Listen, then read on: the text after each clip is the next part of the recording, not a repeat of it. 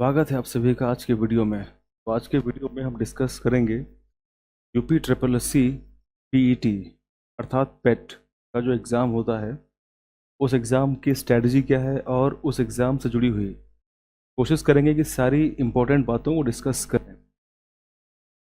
तो वीडियो को शुरू करने से पहले एक छोटा सा शेर से शुरू करते हैं।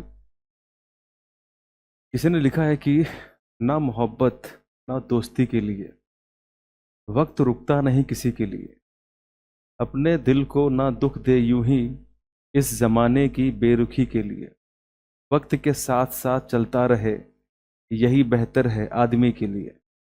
तो वक्त के साथ साथ चलना है और तैयारी ऐसी करनी है कि परसेंटाइल जो भी आए वो ऐसी आए कि जब कभी वैकेंसी आए लेखपाल की या फिर कोई वैकेंसी आएगी यूपी ट्रिपल एस सी में, तो उस वैकेंसी में हमारा काम हो जाए, नैया पार हो जाए। तो हमको तैयारी ऐसी करनी है। तो आज के वीडियो में हम डिस्कस करने वाले हैं डिटेल में पीईटी की पूरी कहानी। इसके बाद यूट्यूब पर या कहीं पर भी आपको किसी अदर वीडियो की ज़रूरत नहीं पड़ेगी। सारी चीज़ें इसके अंदर डिस्कस हम करने वाले हैं डिटेल में। सिलेबस क्या है, कौन कौन सी वेबसाइट के थ्रू यानी जो हमारी नोटिफिकेशन है उसमें क्या लिखा हुआ है, तो पूरे नोटिफिकेशन को मैंने इसमें डाल रखा है। और एक एक पॉइंट, एक एक सिलेबस को इतना डिटेल से डिस्कस मैं करूँगा कि आपको डेफिनेटली आनंद आने वाला है। पूरा डिटेल से एक एक सिलेबस को डिस्कस करूँगा, क्या क्या आने वाले हैं, क्वेश्चंस कहाँ से बनेंगे, कैसे क्वेश्चन फ्रेम होंगे, क्या करना है, तो सब कुछ हम इसमें बात करने वाले हैं पूरा डिटेल में। तो आपको वीडियो देखना है लास्ट तक। शुरुआत तो हम सभी करते हैं पूरे जोश के साथ, लेकिन जो अंत तक बना रहता है जीत उसी को मिलती है। तो देखना होगा कि कितने लोग अंत तक बने रहते हैं और वीडियो को पूरा लास्ट तक देखते हैं, ताकि वो समझ पाएँ सारी बातें कि आखिरकार किस तरीके से तैयारी करनी है, कैसे क्या करना है। तो यहाँ पे आप देख रहे होंगे सब कुछ इसमें शामिल किया है मैंने। और फिर लास्ट में हम बात करेंगे स्ट्रेटजी के बारे में कि आखिरकार किस तरीके से हमको 85 से लेकर 95 के बीच में कैसे मार्क्स गेन करने हैं। तो शुरू करते हैं आज की वीडियो को। सबसे पहले ये बेसिक बातें हैं, इसको आप पढ़ लेना, यहाँ पे टाइम वेस्ट नहीं करेंगे।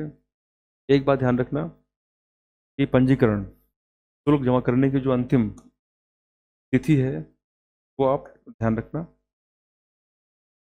और सबमिट करने की जो अंतिम तिथि है वो क्या है। ये सारी बातें यहाँ पे इंपॉर्टेंट हैं, इसको आप अवश्य देख लेना। तो हम मूव करेंगे आगे और डिस्कस करेंगे डिटेल में कि हमें क्या क्या इम्पोर्टेंट बातों को ध्यान देना है। तो यहाँ से शुरू होती है हमारी शुरुआती कहानी। सबसे पहले हम बात करेंगे फॉर्म फीस के बारे में। तो हम जानते हैं कि यूपी ट्रिपल एस सी या फिर यूपी पीसीएस में जो फॉर्म्स आते हैं उनकी बहुत ज़्यादा फीस कुछ नहीं होती है। तो अगर आप सामान्य में हैं तो आपको टोटल 185 पे करने होंगे। अगर आप ओबीसी में हैं तो भी आपको सेम पे करने पड़ेंगे। अगर आप एससी में हैं तो फिर 95 केवल, और बाकी आप इसमें देख लेना। आगे मूव करते हैं, यहाँ बात करते हैं एज लिमिट। तो पूरे नोटिफिकेशन को पढ़ के जो ज़रूरी चीज़ें हैं केवल मैंने वही इसमें रखा हुआ है, जिससे पूरा आप ना पढ़ें तो मेन मेन बातें पता आपको चल जाएंगी। तो आपको बिल्कुल चिंता की बात नहीं है। तो एज लिमिट, आयु सीमा, उत्तर प्रदेश अधीनस्थ सेवा चयन आयोग द्वारा आयोजित की जाने वाली जो परीक्षा है पीईटी, इसमें आवेदन करने हेतु ऐसे अभ्यर्थी पात्र होंगे जिन्होंने 1 जुलाई 2026 को न्यूनतम 18 वर्ष की, मतलब कम से कम कितनी, 18, कम से कम 18 वर्ष की आयु होनी चाहिए, पूर्ण कर ली हो तथा 40 से ज़्यादा ना हो। तो सिंपल सी बात है, मिनिमम 18 और मैक्सिमम 40। ठीक है, तो इतनी बेसिक बातें आप ध्यान रखेंगे। आगे मूव करते हैं सिलेबस।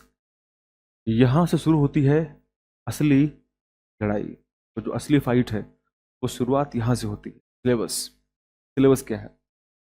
तो परीक्षा योजना एवं पाठ्यक्रम, जो पीटी एग्जाम होगा उसके लिए उत्तर प्रदेश शासन कार्मिक अनुभाग, ये पूरी कहानी की ज़रूरत नहीं पढ़ने की, हम मेन मेन बातें करेंगे। तो यहाँ पे अगर आप देखेंगे कि जो क्वेश्चन की संख्या है वो कितनी है, वो संख्या होगी 100, यानी 100 प्रश्न आपसे पूछे जाएंगे। और 100 प्रश्न पूछे जाएंगे, अवधि कितनी होगी, टाइम 2 घंटा होगा। क्वेश्चन 100 होंगे और टाइम 2 घंटे का दिया जाएगा। पूर्णांक कितने होंगे, अर्थात टोटल मार्क्स कितने होंगे, वो भी 100 होंगे। यानी जितने क्वेश्चंस होंगे उतने ही टोटल मार्क्स होंगे।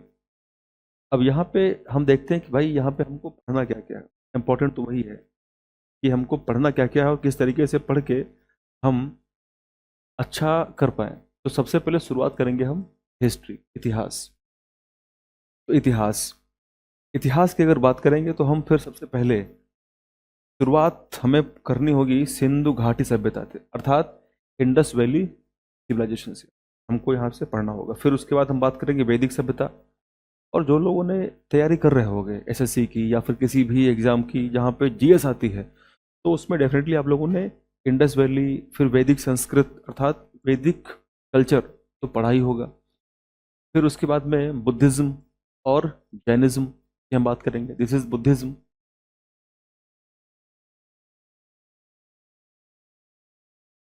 और ये है जैनिज्म।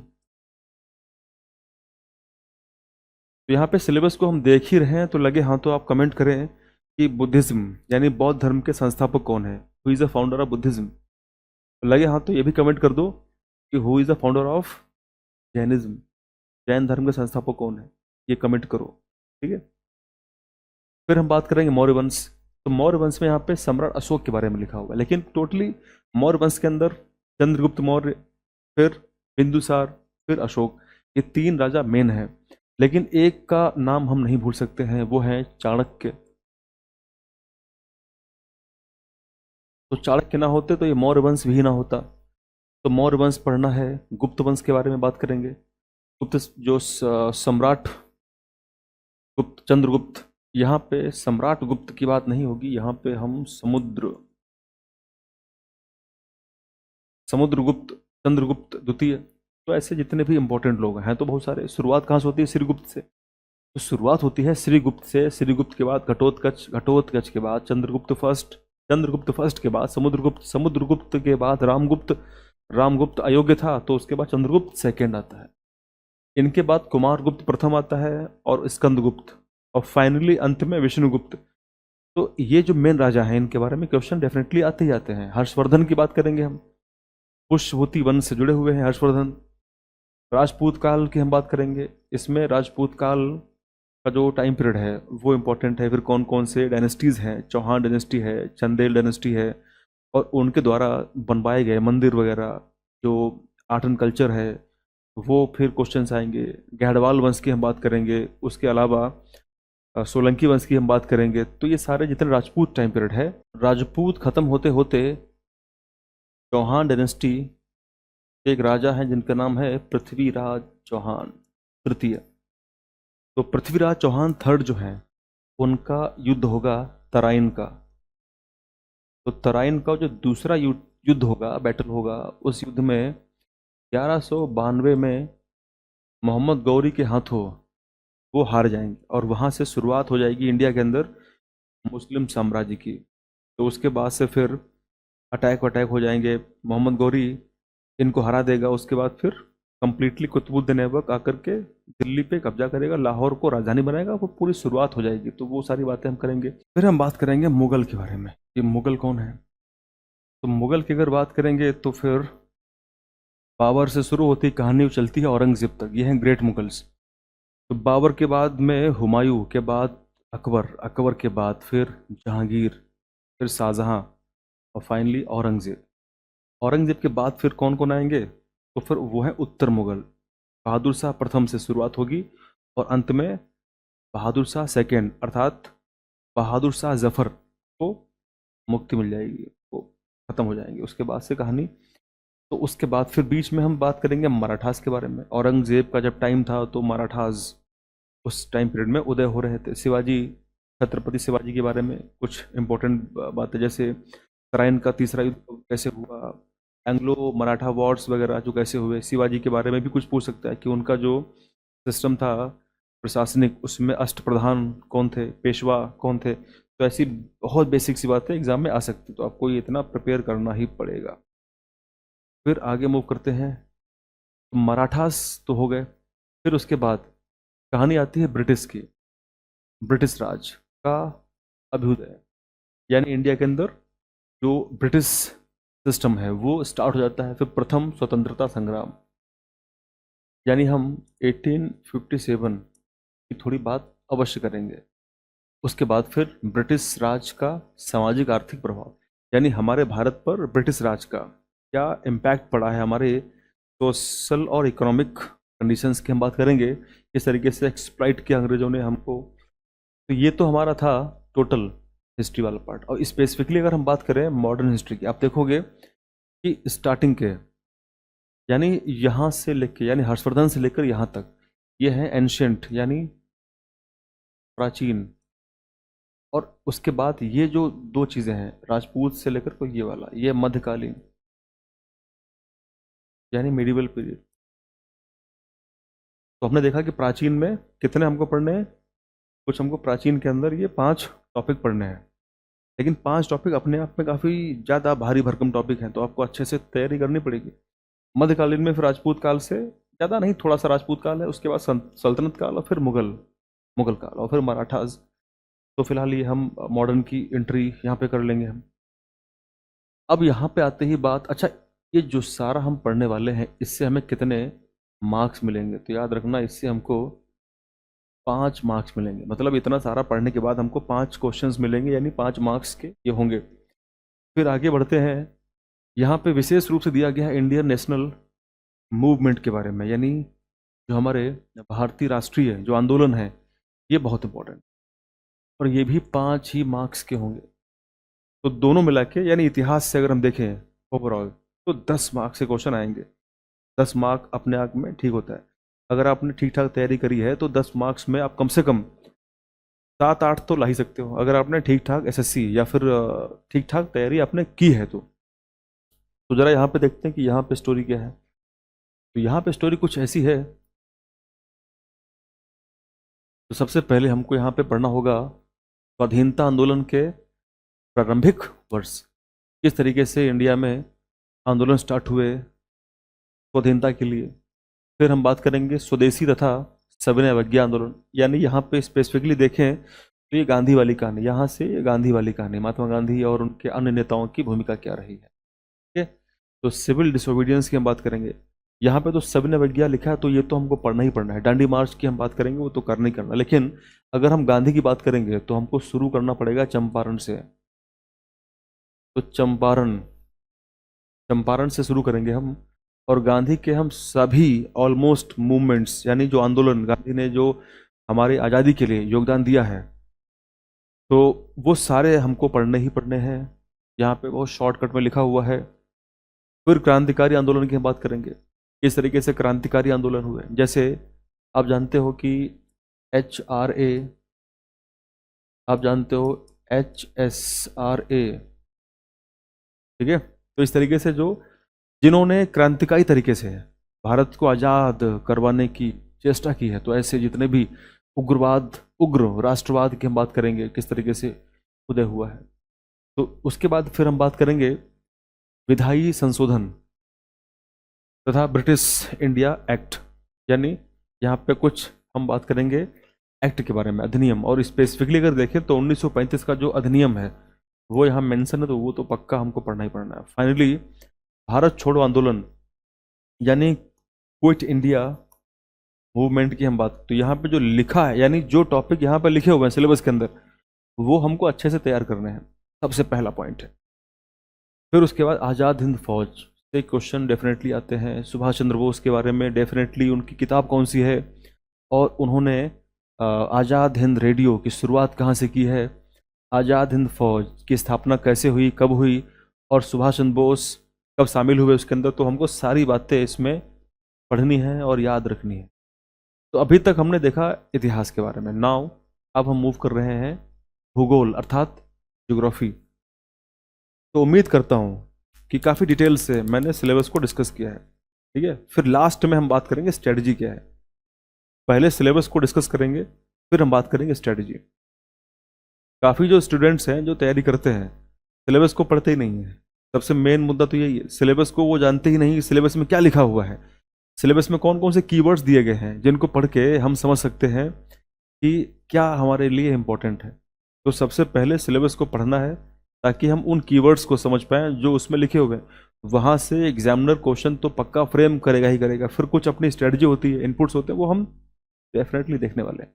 भूगोल, अब लगे हाथ तो आप ये बताओ कि भूगोल जो है, ज्योग्राफी, उसके जनक किसे कहा जाता है, फादर? ये आपसे मैं क्वेश्चन पूछ रहा हूँ। तो जितने भी मेरे प्रिय विद्यार्थीगण, भाई बहन जो तैयारी कर रहे हैं, वो बताएं कि आखिरकार भूगोल का जनक किसे कहा जाता है। सिलेबस की तो बात हम कर रहे हैं, लेकिन कमेंट करो, वीडियो देख रहे हो, स्माइल कर रहे हो, मुस्कुरा रहे हो, कमेंट करो, ठीक है।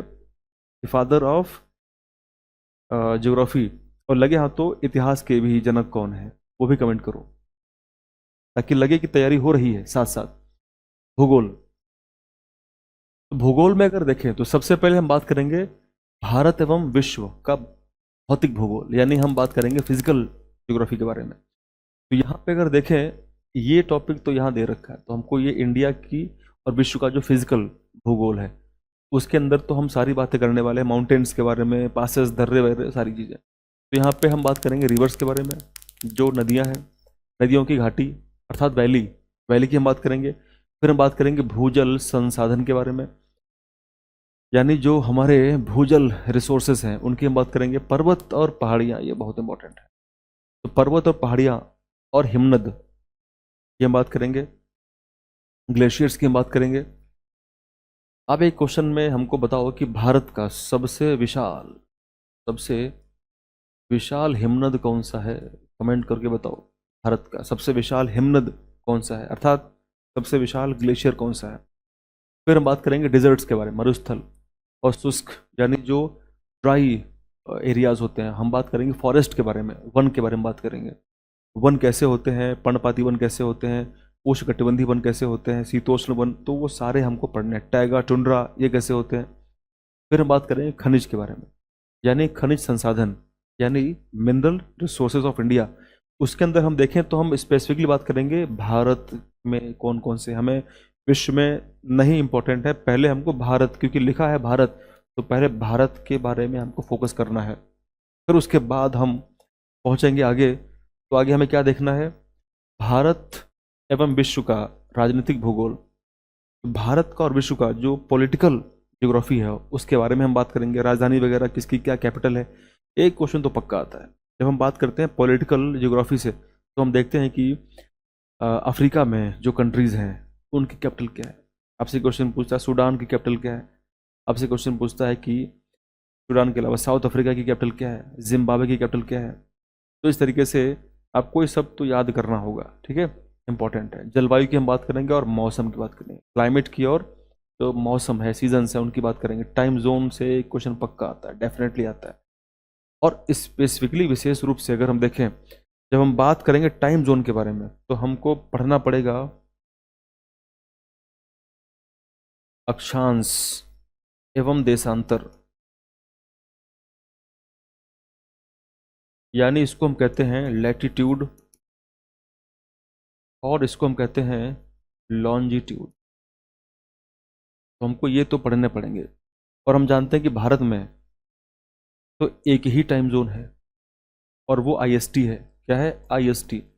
लेकिन विश्व के अंदर टोटल टाइम जोन कितने हो सकते हैं? तो वो हैं 24 टाइम, टोटल 24 हो सकते हैं।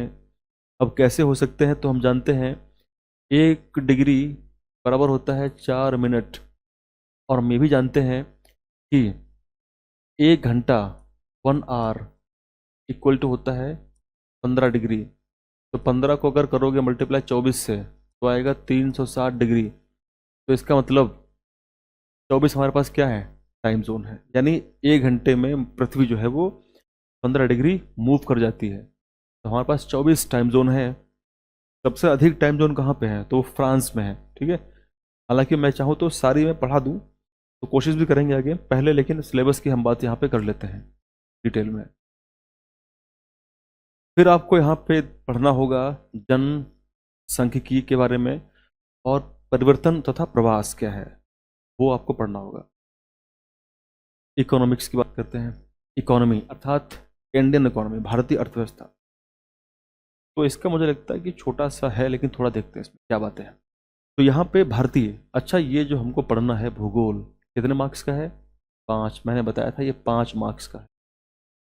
फिर आगे बढ़ते हैं इकोनॉमी, ये भी कितने मार्क्स का है? ये भी 5 मार्क्स का है। तो 5 मार्क्स के लिए क्या क्या करना पड़ेगा? तो याद रखना, बूंद बूंद से घड़ा भरता है। एक एक क्वेश्चन सही करोगे तो जाकर के 70, 80, 85, 90 तक हो जाएंगे।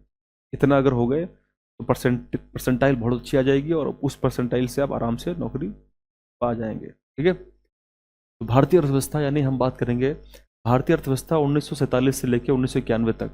91 में विशेष रूप से याद रखना, बहुत इंपॉर्टेंट चीज़ें हुई थी। कमेंट करो 91 में क्या हुआ था। 91 में भारत के पीएम कौन थे और उन्होंने ऐसा क्या किया था? मनमोहन सिंह का भी कुछ यहाँ पे रोल है? इतना तो कमेंट में आप बताओगे ही बताओगे। यहाँ पे हम बात करेंगे योजना के बारे में, योजना आयोग के बारे में बात करेंगे, प्लानिंग कमीशन और पंचवर्षीय योजना। मतलब पुरानी है, खत्म हो चुकी, फिर भी हमारे एग्जाम के लिए इंपॉर्टेंट है। तो यूपी ट्रिपल एस सी से लेकर एसएससी एनडीए तक में ये क्वेश्चन यहाँ से आते हैं। जो 5 ईयर प्लान्स हैं बहुत इंपॉर्टेंट है। फिर हम बात करेंगे केंद्रित अर्थव्यवस्था का विकास, निजी और सार्वजनिक क्षेत्र की हम बात करेंगे कि भाई आखिरकार सेंट्रल इकोनॉमी क्या है, कैसे डेवलपमेंट होता है उसका, और फिर प्राइवेट और सार्वजनिक पब्लिक के बारे में हम बात करेंगे। फिर इंपॉर्टेंट है हरित क्रांति, डेफिनेटली क्वेश्चन यहाँ से पक्का आता है। ग्रीन रेवोल्यूशन, तो हम जब ग्रीन की बात करेंगे कि ग्रीन रेवोल्यूशन, तो हम ग्रीन के साथ साथ हम बात करेंगे कि बाकी भी कौन कौन से होते हैं revolutions. Brown revolution, pink revolution, white revolution, red revolution, बहुत सारे होते हैं रेवोल्यूशन, उनकी भी हम बात करेंगे। और जनक कौन है भाई? हरित क्रांति का जनक किसे कहा जाता है? एक तो नॉर्मन बोरलॉग साहब है, दूसरे इंडिया के अंदर देखेंगे तो वो है एम एस स्वामीनाथन, है ना? इतना तो आपको पता होगा। तो वो सारी बातें यहाँ पे हम करेंगे। फिर हम बात करेंगे श्वेत क्रांति, यानी यहाँ पे देखा आपने हरित क्रांति के अलावा यहाँ पे श्वेत क्रांति, तो यहाँ से तो क्वेश्चन पक्का आना तय है, बहुत इंपॉर्टेंट है ये।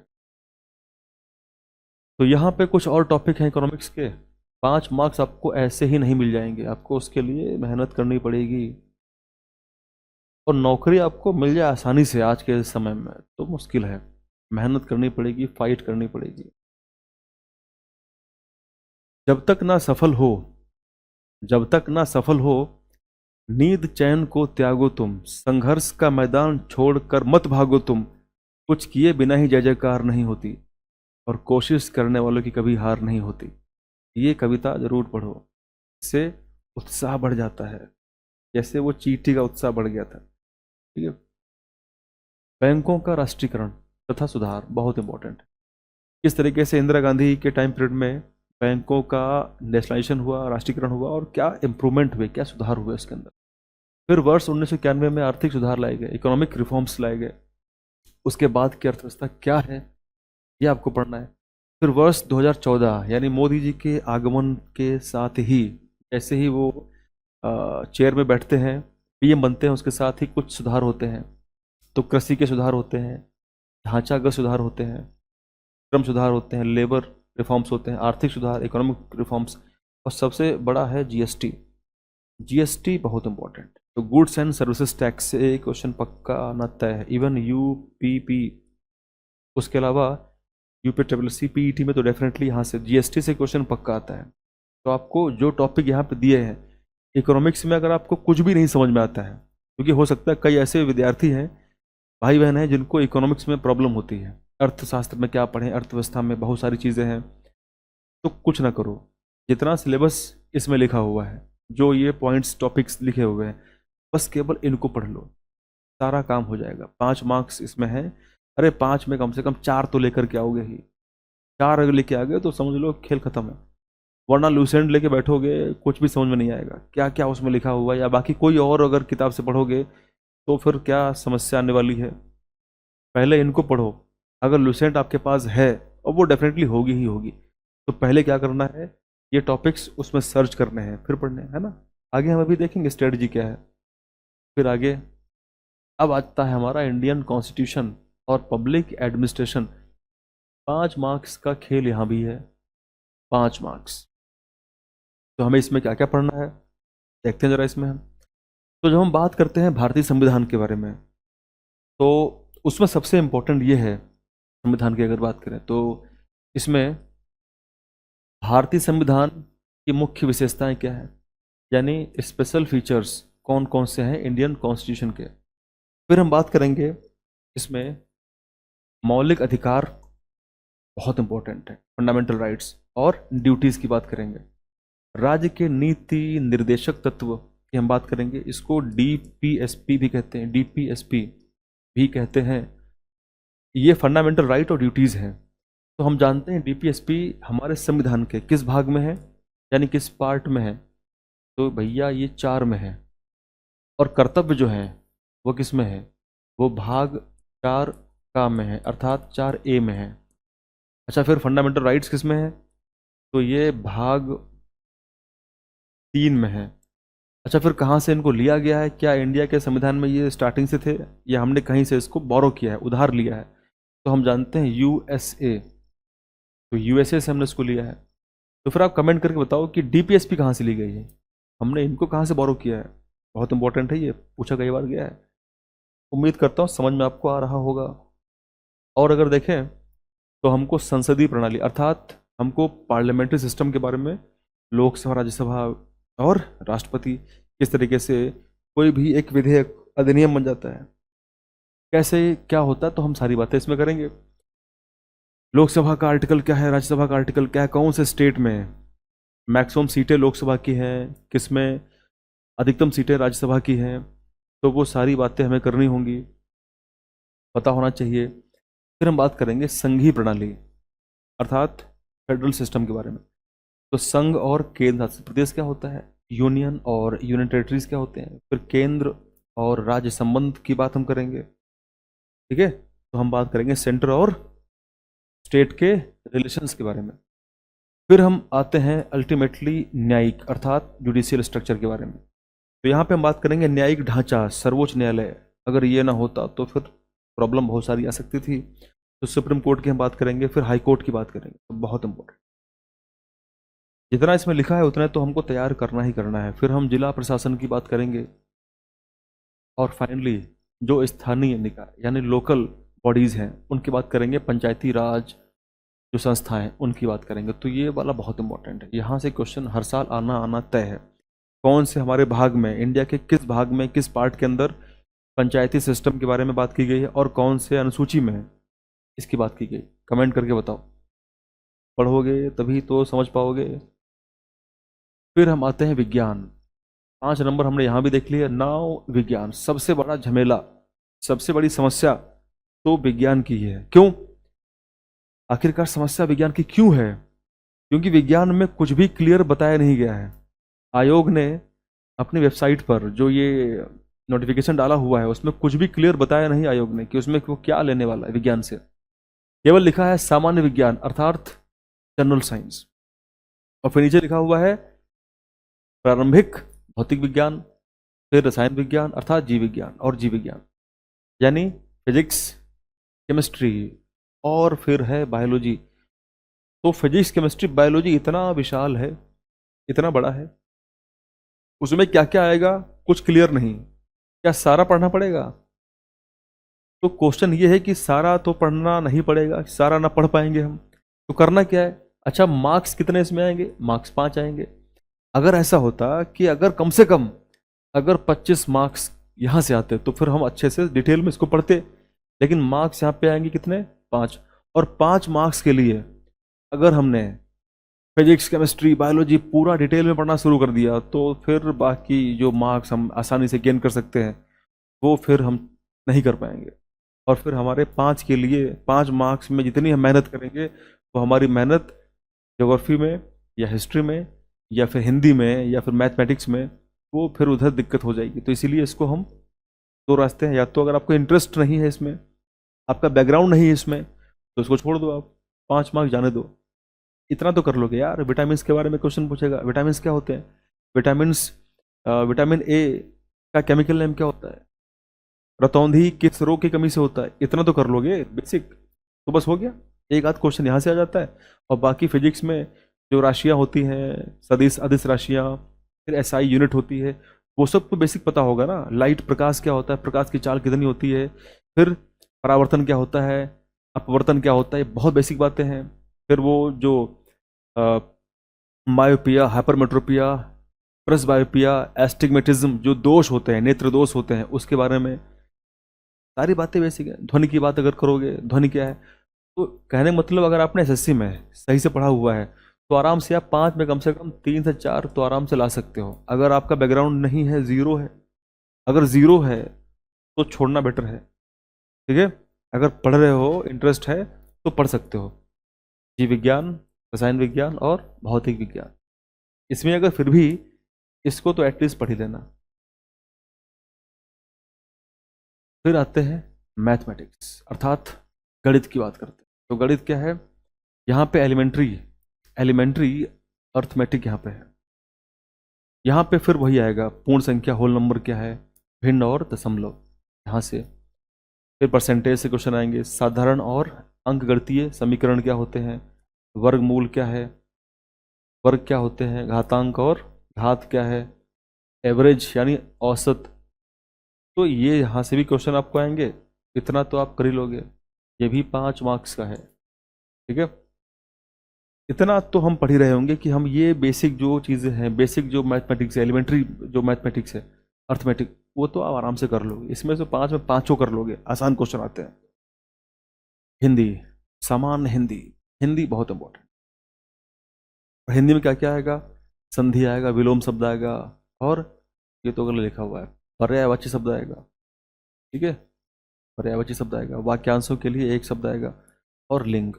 इतना तो कर लोगे। उसके अलावा देखें तो संस्कृत भिन्नात्मक शब्द आएंगे, मुहावरे, लोकोक्तियाँ, सामान्य अशुद्धियाँ आएंगी, और लेखन और रचनाएं, गद्य और पद्य, ये आप आराम से कर लोगे। फिर आगे देखें तो सामान्य अंग्रेजी, जनरल इंग्लिश 5 मार्क्स का आएगा। अभी तक 5 ही 5 मार्क्स चल रहा है, ये बेसिक है। इसके अंदर क्या है, अंग्रेजी व्याकरण और अपठित गद्यांश पर आधारित प्रश्न। तो मुझे लगता है कि 2 से 3 या फिर 2 अपठित गद्यांश आते हैं, अनसीन पैसेज आते हैं, और फिर बाकी इंग्लिश व्याकरण से कुछ क्वेश्चन आते हैं। तो इसमें से आराम से आप 5 में से कम 4 तो ला ही सकते हो।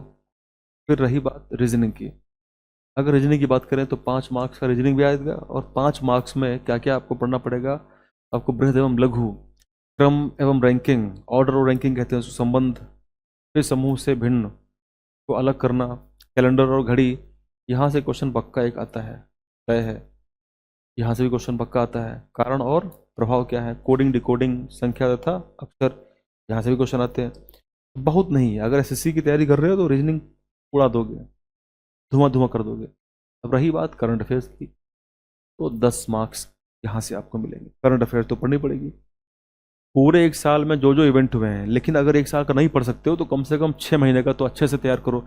और विशेष रूप से पेपर यूपी में हो रहा है, तो यूपी का जो करंट अफेयर है वो तो छोड़ना बिल्कुल नहीं है, उसको तो एकदम प्रायोरिटी पे सबसे पहले हमें यूपी का करंट अफेयर पढ़ना है। कौन सी यूपी गवर्नमेंट ने जो स्कीम लॉन्च की है, किस क्षेत्र के लिए है, क्या है, तो वो सारी पहले यूपी को फोकस करो। उसके बाद फिर बाकी रेस्ट अगर बचे टाइम तो फोकस करना हमको लगभग 6 मंथ, 6 महीने की करंट अफेयर्स पढ़नी है इंडिया की, मेजर कौन कौन से चीज़ें हुई है। और विशेष रूप से आपको प्राथमिक चीज़ों पे जोर देना है, जैसे पहली बार कोई चीज़ किस स्टेट में हुई है, पहली बार कोई चीज़ किस राज्य में हुई है, क्या हुआ है, ठीक है। अगर ऑप्शंस में यूपी है, जैसे क्वेश्चन पूछा करंट अफेयर्स में कि इनमें से कौन से राज्य में ये हुआ है, और आपको वो नहीं आ रहा है और आपको गेस करना है, तो ऐसे केस में आप यूपी जो है वो सिलेक्ट कर सकते हो, क्योंकि मोस्ट ऑफ टाइम यूपी इसका आंसर होता है। तो ये करंट अफेयर्स। अब है बात जनरल अवेयरनेस के बारे में। इसका मतलब ये है हमारा जीके, जो स्टैटिक होता है। कुछ नहीं करना है, जितने टॉपिक इसमें लिखे हुए हैं उन टॉपिक्स को बहुत अच्छे से शिद्दत से तैयार कर लेना है, कुछ भी नहीं करना है। क्या क्या इसमें लिखा हुआ है, भारत के पड़ोसी, तो ये ज्योग्राफी जब पढ़ते हो, शुरुआत करते हो, तो वहीं का ये पार्ट है कि हमारे आसपास कौन कौन से हैं। पाकिस्तान है, फिर चाइना है, अफगानिस्तान है, नेपाल, भूटान, किसकी सीमा कितनी स्पर्श करती है इंडिया से। भारत का कौन सा स्टेट है जो किस कंट्री से स्पर्श करता है, तो वो हमको उतना तो पता होना चाहिए। देश और राजधानी और मुद्रा जब लिखा हुआ है सिलेबस में तो पक्का क्वेश्चन यहाँ से आएंगे। कंट्री, उनकी कैपिटल, करेंसी पूछी जा सकती है। उसके अलावा भारत के राज्य तथा केंद्र शासित, यानी हमारे स्टेट्स और यूटीज की बात करेंगे तो उसके बारे में क्वेश्चन बन सकता है। भारतीय संसद, राज्यसभा, लोकसभा और विधानसभा, विधान परिषद। तो हालांकि ये पॉलिटी जब पढ़ोगे तो ये ऑलरेडी कवर हो जाएगा उसके अंदर, तो हमें इसमें अलग से कुछ नहीं पढ़ना है, ये पॉलिटिक्स सेक्शन में कवर हो जाएगा। राष्ट्रीय एवं अंतर्राष्ट्रीय दिवस, ये इंपॉर्टेंट है, वेरी वेरी इंपॉर्टेंट। क्यों? क्योंकि भूल जाते हो, इतने सारे दिवस हैं इंपॉर्टेंट। तो अगर मैं आपसे पूछूं कि बताओ विश्व का ओजोन दिवस कब मनाया जाता है, तो ऐसे बहुत सारे दिवस हैं जो आपको तैयार करने हैं, ठीक है। अंतर्राष्ट्रीय और भारतीय स्तर के जो दिवस हैं आपको अच्छे से तैयार करने हैं। फिर हम बात करेंगे विश्व संगठन, अर्थात वर्ल्ड के जितने भी प्रमुख संस्थान हैं उनके बारे में बात करेंगे, उनके मुख्यालय कहाँ पे हैं। जैसे यूनेस्को की हम बात करेंगे, WTO की बात करेंगे, उसके मुख्यालय कहाँ पे। फिर बात करेंगे भारतीय पर्यटन स्थल यानी इंडियन टूरिस्ट प्लेसेस कहाँ कहाँ पे हैं, कौन कौन सी हैं। भारत की कला और संस्कृति यानी इंडियन आर्ट एंड कल्चर की हम बात करेंगे। यहाँ पे टेम्पल वगैरह के स्पेशली हम देखें कौन कौन से टेम्पल कहाँ बनाए गए हैं, कौन सी नई चीज़ कहाँ पे की जा रही है। फिर भारतीय अनुसंधान संगठन, अर्थात हम बात करेंगे ISRO, मतलब इसरो की बात करेंगे विशेष रूप से, कौन से सेटेलाइट, कौन सा उपग्रह अभी लॉन्च हुआ है या क्या प्रोग्राम है, ठीक है। तो वो सारी चीज़ें हम बात करने वाले हैं डिटेल में। फिर हम बात करेंगे फेमस बुक्स के बारे में और उनके राइटर्स के बारे में, काफ़ी इंपॉर्टेंट है, यहाँ से प्रश्न आते हैं। पुरस्कार और विजेता, कौन कौन से प्राइज हैं और कौन से उसमें जो विनर हैं उनकी बात करेंगे। फिर हम जलवायु परिवर्तन की बात करेंगे और इन्वायरमेंट की करेंगे, यहाँ से पक्का क्वेश्चन आएगा। अगर कोई करंट अफेयर्स डील करता है इन्वायरमेंट से तो वो आपको अच्छे से तैयार करना ही करना है, उसको छोड़ना बिल्कुल भी नहीं। ये वाला पार्ट हो गया। अब आते हैं हम असली मुद्दे पे, क्योंकि इसको अगर हम काउंट करें तो बनता है 30, यानी 100 में से 30, 30% केवल यहीं से आएगा, ठीक है। क्या क्या इसमें आएगा? सबसे पहले ये हिंदी का पार्ट है, अपठित हिंदी गद्यांश का विवेचन और विश्लेषण। 2 गद्यांश होंगे और 10 नंबर के होंगे। ये आप इतनी तो आपको रीडिंग हैबिट अच्छी होगी हिंदी की कि गद्यांश पढ़ करके आप पूरे पूरे क्वेश्चन कर सकते हो, मतलब ये 10 में से 10 आप कर सकते हो और हर कोई करके आता है। अगर आपने यहाँ पे गड़बड़ी कर दी, यहाँ पे गलती कर दी, तो फिर आप पीछे हो जाओगे। 10 मतलब 10 पक्के श्योर है। फिर बात करेंगे आगे। अब यहाँ पे ये जो 14 वाला है ये थोड़ा डिफिकल्ट हो सकता है, लेकिन अगर आप तैयारी अच्छे से करोगे, DI पढ़ोगे, सॉल्व करोगे, प्रैक्टिस करोगे, तो आप ये भी कर ले जाओगे। ग्राफ की व्याख्या और विश्लेषण, 2 ग्राफ यहाँ पे आएंगे, मतलब एक तरीके से समझ लो कि DI वाला पार्ट यहाँ पे आएगा, मैथमेटिक्स का पार्ट। और फिर है तालिका की व्याख्या विश्लेषण, तालिकाएं बना करके यहाँ भी जो है 2 तालिकाएं बनाई जाएंगी और प्रत्येक पर 5 प्रश्न आएंगे। तो ये 2 सेक्शन है बहुत इंपॉर्टेंट, क्योंकि 30% केवल यहाँ से आ रहा है। तो बाकी GS लगभग आधा GS है। तो ये तो हमने देख लिया है कुछ इंपॉर्टेंट सिलेबस। अब हम बात करते हैं शर्तें, क्योंकि जब मैं वीडियो बना ही रहा हूँ तो फिर जो भी चीज़ें इंपॉर्टेंट हैं लिखी हुई है नोटिफिकेशन में, सारी चीज़ें हम पढ़ लें, एटलीस्ट समझ लें। तो शर्तें ये है कि जो 1 से लेकर 9 के बीच में जो भी अंकित शैक्षणिक विषयों से संबंधित प्रश्नों की कठिनाई का स्तर, डिफिकल्टी लेवल, राष्ट्रीय शैक्षिक अनुसंधान मतलब NCERT, जो क्वेश्चंस आएंगे उनका जो डिफिकल्टी लेवल होगा वो NCERT को मैच करेगा। मतलब NCERT अगर आपने पढ़ा है तो आराम से आप वो कर सकते हो, परंतु NCERT पढ़ने का टाइम है कि आपके पास? अगर है तो पढ़ो, नहीं है तो फिर बाकी के नोट्स पढ़ो। यानी सिलेबस जो बताया वो अच्छे से करना है, वो चाहे NCERT में हो चाहे किसी दूसरी बुक में हो। तो ये तो पूरी कहानी वही इसमें बात करी गई है। नेगेटिव मार्क जरूर ध्यान रखो, नेगेटिव है 1/4। तो 1/4 का तो आप जानते ही हो मीनिंग क्या होता है, ठीक है। तो 1/4 आपको नेगेटिव देना पड़ेगा अगर आपने जल्दबाजी में कोई गलत क्वेश्चन अटेम्प्ट कर दिया है। तो स्कोर की अगर बात करें, स्कोर कार्ड जो आपको मिलेगा पेपर देने के बाद, अगर आपकी अच्छी आती है परसेंटाइल तो 3 साल तक आप एंजॉय कर सकते हो, या नहीं? तो यहाँ पे स्कोर कार्ड कितना है? 3 वर्ष तक जो भी एग्ज़ाम यूपी SSSC द्वारा कराए जाएंगे तो 3 वर्ष तक वो सारे एग्ज़ाम आप दे सकते हो। ये जो स्कोर कार्ड 3 साल तक वैलिड रहेगा। कायदे में तो इसको लाइफ टाइम कर देना चाहिए, जैसे CTET में होता है लाइफ टाइम, लेकिन अब क्या बताया जाए, 3 साल के लिए, पहले तो 1 साल था, पता नहीं क्या सूझा कि 3 साल कर दिया गया। तो 3 साल, चलो कम से कम ये गलीमत है कि 3 साल के लिए किया है ना। हो सकता है कि आने वाले टाइम में ये लाइफ टाइम के लिए हो जाए तो ज़्यादा अच्छी बात है। फिर आगे देखते हैं। अब आता है असली खेल कि करना क्या है। युद्ध तो बड़ा है, तो युद्ध कैसे जीतना है, करना क्या है, स्ट्रेटजी क्या है। तो सबसे पहले शुरुआत करते हैं, स्ट्रेटजी क्या होनी चाहिए। सबसे पहला स्ट्रेटजी होनी चाहिए कि जो भी हमने पाठ्यक्रम अर्थात सिलेबस अभी देखा है, हमने प्रत्येक विषयों का सिलेबस देखा है, अच्छे से समझा है, डिटेल में हमने बात की है। वो सिलेबस आपको बिल्कुल एज इट इज पूरा तैयार करना है। यानी आपके पास कोई बुक हो, कोई किताब आपके पास हो, कोई भी किताब हो, लूसेंट हो या कोई किताब और भी हो सकती है, ठीक है। उस किताब के अंदर जो टॉपिक्स यहाँ दिए गए हैं सिलेबस के अंदर, जो भी हमने बात की है, जैसे इतिहास की अगर बात करें, हिस्ट्री, तो हिस्ट्री के अंदर जैसे हमने देखा इंडस वैली के बारे में दिया गया है। तो इतिहास में इंडस वैली जब दिया गया है तो आपको कोई किताब के पास है, आप उस बुक के अंदर इंडस वैली को सर्च करेंगे, उसको अच्छे से प्रिपेयर कर लेंगे। फिर आगे बढ़ेंगे वैदिक के बारे में, वैदिक को अच्छे से पढ़ेंगे उस बुक के अंदर और उसको तैयार कर लेंगे। इस तरीके से ज्योग्राफी, पॉलिटी, इकोनॉमिक्स और साइंस, जो टॉपिक उसमें मेंशन है, वो जैसे अभी हमने देखा पॉलिटी में मेंशन था पंचायती राज के बारे में, वो आपको अच्छे से तैयार करना है, अच्छे से पढ़ना है। तो इस तरीके से कोई किताब से हम ये सिलेबस को अच्छे से तैयार करेंगे, ये पहला स्टेप है। दूसरा स्टेप क्या है? दूसरा स्टेप ये है कि UP triple S C, PET के जितने भी पीवाईक्यू, मतलब प्रीवियस ईयर्स में होने वाले जितने भी क्वेश्चंस आपको मिल जाएं, जब से पीटी स्टार्ट हुआ है, पीटी एग्जाम जब से शुरू हुआ है, तो तब से आपको जितने भी मिल जाएं क्वेश्चंस, क्वेश्चन पेपर, आप उनको इकट्ठा करके सॉल्व करोगे। अब ये कहाँ से मिलेंगे? या तो आप मैनुअली डाउनलोड कर लो इंटरनेट से, उसका प्रिंट आउट करा लो, या तो फिर कोई किताब खरीद लो जिसके अंदर सारे पेपर मिल जाए आपको प्रीवियस ईयर की।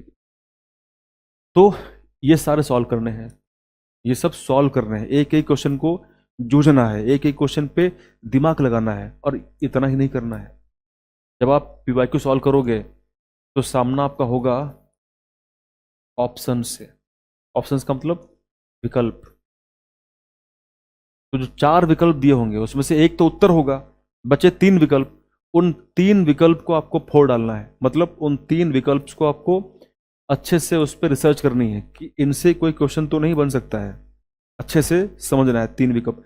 मेहनत लगेगी, अगर चाहते हो कि अच्छा स्कोर आए तो आपको ये करना पड़ेगा, मेहनत लगेगी, बिल्कुल लगेगी, और मन नहीं करेगा करने को, मन पीछे हटेगा, फिर भी आप लगे रहोगे। सफलता यही है। शुरुआत तो बहुत से लोग करते हैं, कोई एग्जाम आता है, 10 लाख लोग फॉर्म भरते हैं, पेपर देने पहुंचते हैं लगभग 50%, अर्थात 5 लाख के आसपास, उसमें से केवल कुछ ही ऐसे होते हैं जो उस चैलेंज को एक्सेप्ट करते हैं और रात दिन एक करके हकीकत में ईमानदारी से मेहनत करते हैं, एक एक ऑप्शन को हंगार डालते हैं किताब से, इंटरनेट से।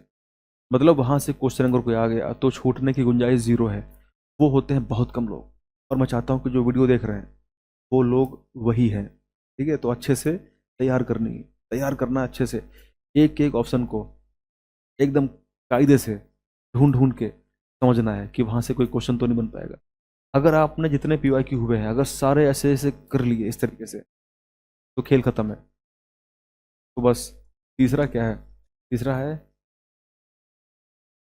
रिवीजन।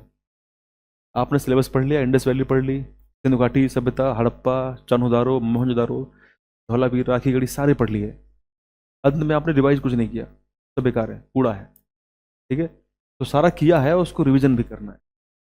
कैसे करोगे रिवीजन? अपने हिसाब से उसको सेट कर लो, कैसे रिवाइज करोगे, क्या करना है, कैसे करना है। वीक में हमको पता है कि बाकी मंडे से लेकर के सैटरडे तक हमको टाइम मिलता है। अब अगर आप तैयारी कर रहे हो तो फिर आपका संडे भी टाइम है, संडे को एंजॉय नहीं करना, संडे को आपको पढ़ना है, कुछ टेस्ट वगैरह लगाने हैं, दिन भर लगाने हैं। तो ऐसा कुछ करो कि पीवाईक्यू के लिए संडे रखो और बाकी के लिए आप अच्छे से पढ़ो और रिवीजन भी करो। जो भी पढ़ा है मॉर्निंग में, इवनिंग में उसको रिवाइज कर डालो पूरा, अगले दिन कुछ नया पढ़ो, इवनिंग में उसको फिर रिवाइज कर डालो। इस तरीके से करोगे याद रहेगा, इंटरेस्ट बना रहेगा। और संडे को जो क्वेश्चन लगाओगे वो क्वेश्चन भी लगेंगे और ऑप्शंस की एनालिसिस भी करोगे, मज़ा आएगा। ये 3 अगर कर लिए तो पीईटी को छोड़ के, मतलब पीईटी तो ख़त्म है पहले से, उसके अलावा जो एग्ज़ाम दे दोगे, यूपी पीसीएस भी अगर दे दोगे तो वो भी ख़त्म कर दोगे अगर ऐसे करोगे। टाइम टेकिंग बहुत है। फिर बात करते हैं बुक्स। तो वैसे तो मेरी इच्छा नहीं थी बताने की बुक्स, लेकिन हो सकता है कि काफ़ी लोग की इच्छा हो, कमेंट में वो करें कि सर बुक्स आपने बताई नहीं, बुक्स बताइए। तो इसलिए मैंने बुक्स यहाँ पे 2 ठीक ठाक बुक्स हैं जो मैंने यहाँ पे रखी हुई है। इन बुक्स से कोई पेड प्रमोशन नहीं है, ये केवल मेरी अपनी खुद की इच्छा है कि मैं चाहता हूँ कि आपको एटलीस्ट इन 2 बुक्स के बारे में पता पहले से भी होगा, थोड़ा और यहाँ पे आप जान लेंगे। ये है घटना चक्र की, जो आप में से बहुत लोगों के पास होगी। इसको सही से पढ़ना है और कैसे पढ़ना है जो मैंने आपको बताया, एक एक ऑप्शंस को आपको कायदे से मेहनत करनी है। ये है यूथ की, दोनों ही अच्छी किताबें हैं दोनों, लेकिन याद रखना इन किताबों के अंदर जो प्रीवियस ईयर पेपर है पीवाईक्यू, वो होना अवश्य जरूरी है, बहुत जरूरी है। हमें थियरी नहीं पढ़नी इन बुक से, हमें इनको लेना है केवल प्रीवियस ईयर पेपर के लिए, ताकि हम पेपर्स को समझ पाएँ, अध्ययन कर पाएँ। और बाकी जो बुक आपके पास है उसमें से आप जो मैंने बताए हैं टॉपिक्स, जो लिखे हैं टॉपिक्स हमारे इस पे पीडीएफ के अंदर, वो आपको अच्छे से तैयार करने हैं। तो कोई किताब ले सकते हैं आप। तो वीडियो का अंत यही है। तो आप लोगों ने धैर्यपूर्वक यहाँ तक वीडियो अगर देखा है, पहली बात तो बहुत कम लोग होंगे जो लास्ट तक बने रहेंगे। जीतता वही है जो लास्ट तक बना रहता है, अंतिम तक, अंत तक जो बना रहता है वही जीतता है। आते तो बहुत सारे लोग हैं स्टार्टिंग में स्किप करके निकल जाते हैं, वही होता है हमारी असल ज़िंदगी में, पढ़ाई में। शुरुआत तो करते हैं बहुत जोश के साथ, लेकिन धीरे धीरे जोश ठंडा हो जाता है। अंत तक जो लगे रहते हैं, जीत उन्हीं को मिलती है।